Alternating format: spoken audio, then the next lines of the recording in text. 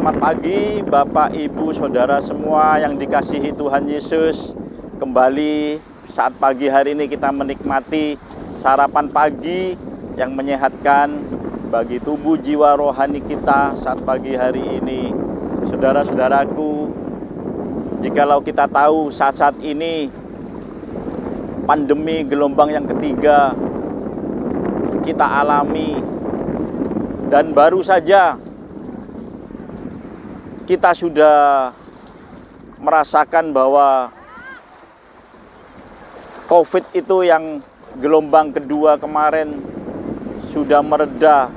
Sekolah-sekolah kembali dibuka dan banyak siswa-siswa, pelajar-pelajar sudah masuk sekolah.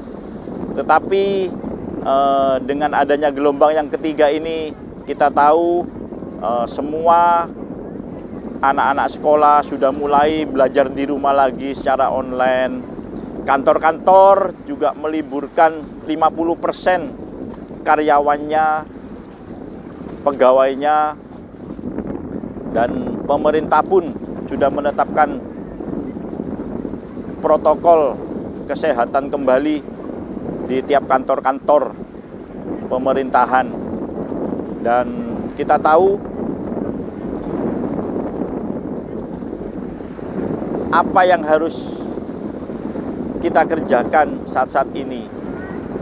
Kita tidak tahu hari-hari ke depan pandemi ini sampai kapan. Kita menunggu pandemi ini mereda sampai selesai. Bagaimana saudara? Banyak orang yang tidak tahu, tidak bisa memprediksi. Takut nanti ada gelombang lagi yang keempat. Tetapi semua ada waktunya, saudara. Semua ada waktunya. Kita baca di dalam Pengkhotbah pasal ketiga ayat yang ke-11. Ia membuat segala sesuatu indah pada waktunya. Bahkan ia memberikan kekekalan dalam hati mereka. Tetapi manusia tidak dapat menyelami pekerjaan yang dilakukan Allah dari awal sampai akhir.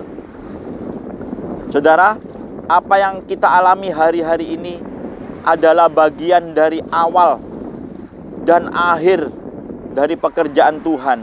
Kita tidak bisa menyelaminya, tetapi puji Tuhan, Tuhan sudah berjanji Dia akan membuat segala sesuatu indah pada waktunya. Jadi saya mau ingatkan kepada Bapak, Ibu, Saudara semua, kita harus menunggu waktunya Tuhan. Kita harus berserah kepada Tuhan, karena Tuhan yang mempunyai waktu. Dia yang berkuasa atas waktu kita. Kita baca di dalam Kisah Para Rasul pasal 1 ayat yang ke-7. Jawabnya, engkau tidak perlu mengetahui masa dan waktu yang ditetapkan Bapa sendiri menurut kuasanya. Kita tidak tahu waktunya Tuhan, tetapi kita tahu Tuhan yang punya kuasa atas waktu itu. Seringkali kita tidak mengerti tentang ini. Sering kita memaksa Tuhan untuk ikut apa yang kita mau. Jadi Tuhan yang harus ikut waktunya kita. Nah, ini merupakan akar dari kesalahpahaman kita kepada Tuhan. Kita merasa kecewa karena tidak kunjung datang. Waktu Tuhan tidak kunjung datang. Doa kita tidak segera dijawab. Ya, saya mau kerjaan saya sukses sekarang juga. Saya mau kerjaan saya berhasil sekarang juga. Toko saya rame sekarang juga. Saya sembuh sekarang juga. Saya bisa nikah sekarang juga. Saudara, banyak anak-anak Tuhan yang akan menikah di tahun-tahun kemarin, tahun 2020, mereka menunda pernikahannya karena ada pandemi ya. Jadi banyak dari kita yang ingin sekarang juga. Tetapi saudara, kalau kita disuruh nunggu waktunya Tuhan, kita sering marah sama Tuhan. Ya.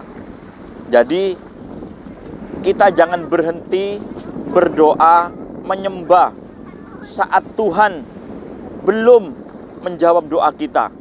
Saudara, saya ingat dulu mama saya meninggal waktu umur 46 tahun. Lebih muda dari saya ya. Waktu saya masih kecil, mama saya itu sering berdoa. Kalau berdoa berlutut di kamar dengan membuka suara. Jadi saya dengar apa yang dikatakan oleh mama saya. Mendoakan anak-anaknya, Eli, Tuhan dibuat gini. Tuhan tolong. Daniel, Tuhan Yesus, engkau tolong begini. Adik saya, Yonat, Tuhan begini. Mama saya doakan anak-anaknya, didoakan satu persatu. Saudara, mama saya umur 46 tahun sudah meninggal. Tetapi saudara, apa yang sudah didoakan oleh mama saya itu terjawab semua, saudara ya. Jadi meskipun mama saya sudah meninggal, tapi doanya tetap berjalan. Doanya tetap akan dijawab. Tetap dijawab. Dan saya pun sudah mengalaminya, saudara ya. Jadi kalau hari ini Tuhan belum menjawab doa kita, ya mungkin ada dua hal yang Tuhan mau ya. Tuhan ingin menguji iman kita. Juga Tuhan ingin membangun kita supaya kita jadi dewasa. Dalam Alkitab ada cerita tentang Lazarus ya. Kita mau buka di dalam Yohanes pasal 11 ayat 11 sampai 15. Demikianlah perkataannya, dan sesudah itu ia berkata kepada mereka. Ia ini Yesus ya.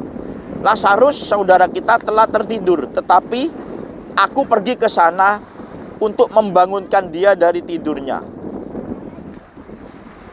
Maka kata murid-murid itu kepadanya, Tuhan, jikalau ia tertidur, ia akan sembuh. Tetapi maksud Yesus ialah tertidur dalam arti mati. Sedangkan sangka mereka Yesus berkata tentang tertidur dalam arti biasa. Ayat 14, karena itu Yesus berkata dengan terus terang kepada murid-muridnya ya, Lazarus sudah mati. Tetapi syukurlah aku tidak hadir pada waktu itu, sebab demikian lebih baik bagimu, supaya kamu dapat belajar percaya. Marilah kita pergi sekarang kepadanya. Saudara, dikatakan tadi, syukurlah aku tidak hadir pada waktu itu. Pada waktu apa? Pada waktu Lazarus mati, saudara ya. Yesus seolah-olah menunda. Dia tidak pergi ke sana, tapi dia tahu Lazarus pada waktu itu dia sakit keras, lalu mati, saudara ya. Tetapi Yesus tidak segera datang ke sana. Dikatakan syukurlah ya, aku tidak hadir pada waktu itu. Mungkin saat-saat ini juga sama. Apa yang dialami kita saat-saat ini, mungkin Tuhan mau supaya kita belajar percaya. Syukurlah aku tidak menjawab ya, aku masih belum menjawab doamu. Syukurlah aku masih belum menyembuhkan engkau, aku masih belum menolong engkau. Supaya apa, saudara? Supaya kita belajar percaya. Kita belajar dari kisah ini bahwa waktunya Tuhan adalah yang sempurna. Kita harus sabar, saudara ya. Kalau tidak sabar, nanti kita kecewa. Jadi kecewa dulu. Jangan kecewa dulu, saudara ya. Jadi kita mau lihat, nanti pada akhirnya saudara akan melihat apa yang dikerjakan Tuhan buat kita, buat saudara dan saya. Yang dikerjakan Tuhan, saudara, adalah hal-hal yang luar biasa, yang tidak kita duga, di luar ekspektasi kita, saudara ya.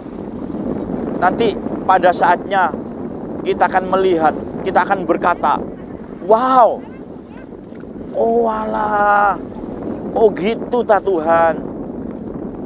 Saya tidak ngerti dulu, ternyata Tuhan maunya gini, luar biasa Tuhan Yesus.